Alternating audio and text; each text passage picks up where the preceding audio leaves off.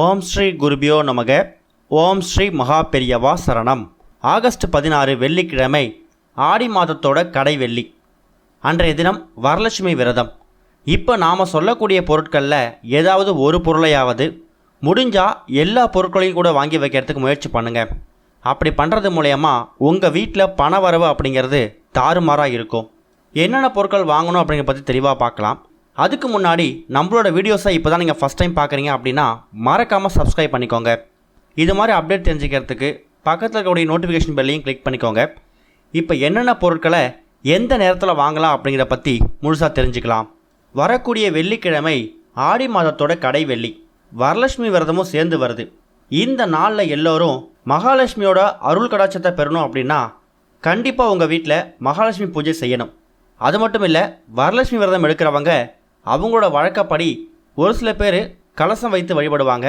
சில பேர் கலசம் வைத்து வழிபடாமல் மகாலட்சுமி தாயாரோட ஃபோட்டோவை மட்டும் வச்சு வழிபடுவாங்க. ஆடி மாதம் வந்துட்டாலே அற்புதமான ஒரு மாதம். அம்மனுக்கு உகந்த மாதம், அம்பாளுக்கு உகந்த மாதம். அப்பேற்பட்ட மாதத்தில் பல விசேஷங்கள் வந்திருந்தாலும் இந்த வரலட்சுமி விரதம் அப்படிங்கிறது சுமங்கலி பெண்கள் ஆவலாக காத்துட்ருக்கக்கூடிய ஒரு முக்கியமான விரதம். அதுக்கு காரணம் என்னென்னா, அன்றைய தினம் அவங்க கணவரோட ஆயுள் அதிகரிக்கணும் அப்படிங்கிறதுக்காக வீட்டில் சுமங்கலி பெண்கள் வரலட்சுமி விரதம் எடுப்பாங்க.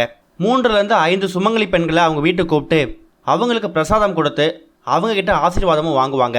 வரலட்சுமி விரதத்தை மொத்தமாக 3 பிரிவுகளாக பிரிப்பாங்க. வெள்ளிக்கிழமை வரலட்சுமி விரதம் வருது அப்படின்னா வியாழக்கிழமையே அம்மனை வீட்டுக்கு அழைப்பாங்க. வெள்ளிக்கிழமை வரலட்சுமி நோன்பு எடுத்து மறுநாள் சனிக்கிழமை புனர் பூஜை செய்வாங்க. அதாவது கலசத்தை பூர்த்தி பண்ணுறது. பெரும்பாலானவங்க வரலட்சுமி விரத பூஜை பண்ணும்போது கலசம் வைத்து தான் வழிபடுவாங்க. ஒரு பித்தளை குடம் எடுத்து அதில் அரிசி நிரப்பி அதில் ஜாதிக்காய், மாசிக்காய், சில்லறை நாணயங்கள், மஞ்சள், குங்குமம், மாங்கொத்து, வேப்பிலை இது எல்லாத்தையும் போட்டு மஞ்சள் தடவன தேங்காயை பொட்டு வச்சு அந்த பித்தளை குடத்தோட வாய்ப்பகுதியில் வச்சுடுவாங்க. அதுக்கப்புறமா ஒவ்வொரு வருடமும் அவங்க வீட்டோட பூஜை அறையிலையோ இல்லை அவங்க எங்கே கலசம் வச்சு வழிபடுவாங்களோ அந்த இடத்துல வாழை இலையை பரப்பி வச்சு அதில் பச்சரிசிகளை வச்சு அது மேலே இந்த கலசத்தை வைப்பாங்க. கலசத்தை வைக்கிறதுக்கு முன்னாடி அம்பாளை வீட்டுக்கு அழைக்கிறதுன்னு ஒரு வழிமுறை இருக்குது. அதாவது வியாழக்கிழமை மாலை என்ன பண்ணுவாங்கன்னா, வியாழக்கிழமை அப்படிங்கிறது வரலட்சுமி விரதத்தோட முதல் நாள் சொல்கிறோம். வீட்டு வாசலுக்கு போயிட்டு அந்த கலசத்தை கொண்டு போயிட்டு வீட்டில் பெரியவங்க யாராவது இருந்தாங்கன்னா அவங்க அம்பாளை, அம்மனை வீட்டுக்குள்ளே அழைப்பாங்க. அந்த நேரத்தில் கனகதாரா சோஸ்திரம், லலிதா சகசரநாமம்னு சொல்லி அம்மனோட போற்றிகள், பாடல்கள் எது வேணாலும் பாடி நாம் அம்பாளை வீட்டுக்கு அழைக்கலாம். கலசத்தை வீட்டுக்குள்ளே எடுத்துகிட்டு வந்து வீட்டில் பச்சரிசி மேலே, வாழை இலை மேலே அந்த கலசத்தை வச்சிடணும். இது வியாழக்கிழமை மாலை 6 மணிலேருந்து 8 மணிக்குள்ளே கலசம் வச்சு வழிபடுறவங்களுக்கு. ஒருவேளை நாங்கள் அம்பாளை வியாழக்கிழமை வீட்டுக்கு அழைக்கலை, வெள்ளிக்கிழமை தான் நாங்கள் வீட்டுக்கு அழைக்கிறோம் அப்படின்னா வெள்ளிக்கிழமை காலை சரியாக 6 மணிலேருந்து 7:20 இந்த நேரத்தை பயன்படுத்திக்கோங்க. ஃபோட்டோ மட்டும் வச்சு வழிபடக்கூடியவங்களும் இந்த நேரத்தில் அம்பாளை, அம்மனை நீங்கள் வீட்டுக்கு அழைச்சிக்கலாம். வீட்டுக்கு அழைக்கிறோம் சரி. எப்போ நாங்கள் வரலட்சுமி பூஜை நோன்பு செய்யணும்? காலையில் 9 மணிலேருந்து 10:20 இதுதான் வரலட்சுமி நோன்பு, வரலட்சுமி விரதம் செய்கிறதுக்கான, பூஜை செய்கிறதுக்கான சரியான நேரம். ஒருவேளை காலை நேரத்தில் நீங்கள் செய்கிறதுக்கு ஒரு நேரம் பத்தலை, அந்த நேரத்தை செய்ய முடியாது அப்படின்னு நினைக்கிறவங்க வெள்ளிக்கிழமை ஆகஸ்ட் 16 மாலை 6 மணிக்கு மேலே எப்போ வேணாலும் நீங்கள் வரலட்சுமி விரதம் பூஜை செய்யலாம். நீங்கள் வரலட்சுமி விரதம் பூஜை கலசம் வச்சு செஞ்சாலும் சரி, கலசம் வைக்காமல் மகாலட்சுமி தாயாரோட ஃபோட்டோ மட்டும் வச்சு வழிபட்டாலும் சரி. இப்போ நாம் சொல்லக்கூடிய இந்த பொருட்களில் ஏதாவது ஒரு பொருள் முடிஞ்சால் எல்லா பொருளையும் கூட வாங்கி வீட்டில் வைங்க. அதில் முதல் பொருள் என்ன அப்படின்னு கேட்டிங்கன்னா பனங்கற்கண்டு. இனிப்பான இனிமையான சுவையிலேருந்து ஆரம்பிப்போம். இனிப்பு இருக்கக்கூடிய எல்லா பொருட்கள்லையும் மகாலட்சுமி தாயார் வாசம் செய்கிறாங்க அப்படிங்கிறது ஒரு பெரிய ஐதீகம். அப்பேற்பட்ட இனிப்பு மிகுந்த அதே நேரம் மருத்துவமும் மகத்துவமும் நிறைந்த பனங்கற்கண்டை நீங்கள் குறைந்தது ஒரு 10 ரூபாய்க்காவது வாங்கி வீட்டில் வைக்கிறதுக்கு முயற்சி பண்ணுங்கள். இந்த பனங்கற்கண்டு அப்படிங்கிறது மருத்துவகம் நிறைந்த ஒரு அற்புதமான ஒரு பொருள். அடுத்த ஒரு முக்கியமான பொருள் என்ன அப்படின்னு கேட்டிங்கன்னா, வரலட்சுமி விரதம் ஆடி வெள்ளி, கடை வெள்ளி, வெள்ளிக்கிழமையில் வருது. வெள்ளிக்கிழமை சுக்கிர பகவானுக்கு ஏற்ற நாள். சுக்கிர பகவானோட வாகனம் என்னன்னு கேட்டிங்கன்னா குதிரை. எப்பொழுதுமே சுக்கிர பகவான் பார்த்தீங்கன்னா குதிரையில் தான் இருப்பார். அதனால் அன்றைய தினம் குதிரை சார்ந்த பொம்மைகளையோ இல்லை குதிரை சார்ந்த ஃபோட்டோவோ கூட நீங்கள் வாங்கி உங்கள் வீட்டோட ஷோகேஸில் இல்லை உங்கள் வீட்டோட ஹாலில் வைக்கலாம். அது உங்கள் வீட்டுக்குள்ளே சுக்கிர திசையை அதிகப்படுத்தும். அடுத்ததாக வெள்ளிக்கிழமை வரலட்சுமி விரதம் அன்னைக்கு கிழங்கு சம்மந்தப்பட்ட எந்த ஒரு பொருளை வேணால் நீங்கள் வாங்கலாம். மரவள்ளிக்கிழங்கு, சர்க்கரை வள்ளிக்கிழங்குன்னு சொல்லி எந்த கிழங்கு வகையில் உங்களுக்கு கிடைக்குதோ ஏதாவது ஒரு கிழங்கு வகையில் வாங்கி வீட்டோட பூஜையில் வச்சு பூஜை பண்ணிவிட்டு அதுக்கப்புறம் அதை நீங்கள் சமையலுக்கு பயன்படுத்துங்க. அடுத்ததாக வரலட்சுமி நோன்பு நாளில் நெல்லிக்காய் வாங்கி லட்சுமி தேவிக்கு படைக்கிறது மூலயமா அவங்களோட ஆசி நமக்கு கிடைக்கும். நெல்லி மரம் மகாலட்சுமி அப்புறம் லட்சுமி குபேரருக்கு உகந்த ஒன்று.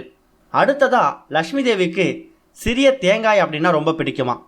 நீங்கள் விரதத்தப்போ தேங்காய் வச்சுருப்பீங்க, இருந்தாலும் ஒரு முழு தேங்காய் ஒன்றை நீங்கள் வாங்கிட்டு வந்து வீட்டில் வச்சது மூலயமா அவங்க உங்களுக்கு பலவிதமான நன்மைகளை ஏற்படுத்துவாங்க. அடுத்ததாக லட்சுமி தேவி மகாலட்சுமிக்கு பிடிச்ச ஒரு பொருட்களில் மஞ்சள் பூசணியும் ஒன்று.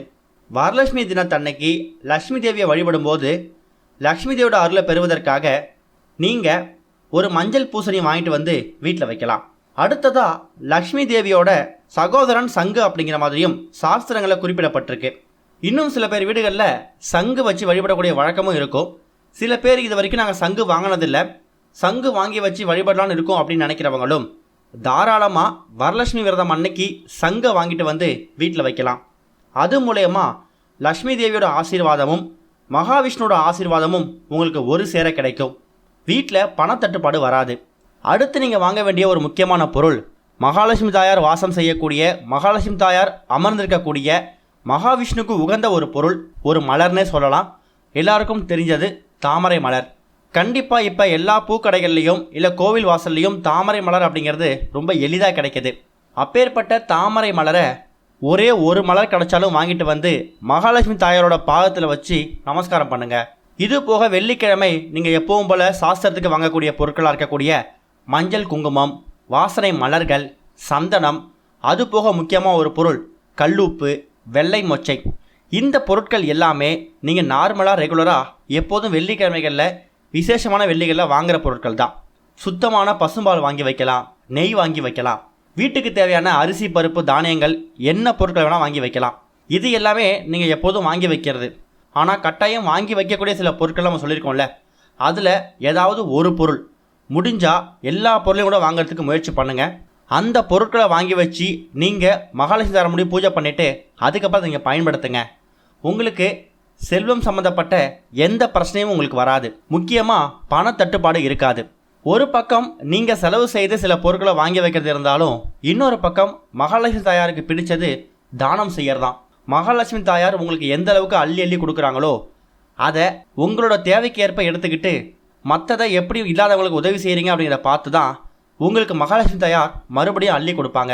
10 ரூபாய் இருக்குன்னா 8 ரூபாய் நீங்கள் எடுத்துக்கிட்டு ஒரு 2 ரூபாய்க்கு தானம் பண்ணுங்கள். அப்படி செய்யும்போது மகாலட்சுமி தாயாரோட மனசு சந்தோஷமாக இருக்குமா. அது மூலயமா நீங்கள் இன்னும் 4 பேருக்கு நல்லது செய்யணும்னு உங்களுக்கு இன்னும் செல்வத்தை வாரி வாரி கொடுப்பாங்க. அன்னதானம் செய்யலாம், பொருட்களை தானம் செய்யலாம். மஞ்சள் குங்குமத்தை கோவிலுக்கு எடுத்துகிட்டு போயிட்டு அங்கே வரக்கூடிய சுமங்கலி பெண்களுக்கு உங்கள் ஏழை தானமாக கொடுக்கலாம். ரவிக்கை துணி கொடுக்கலாம். எவ்வளவோ ஏழை பெண்கள் கோவில் வாசலில் யாசம் கேட்டு உட்காந்துருப்பாங்க. அவங்க போட்டுக்கிறதுக்கு ட்ரெஸ் கூட இல்லாமல் இருப்பாங்க. அவங்களுக்கு உங்கள் கையால் ஏதோ 100 ரூபாய்க்கோ 200 ரூபாய்க்கோ புடவை வாங்கி கொடுக்கலாம்.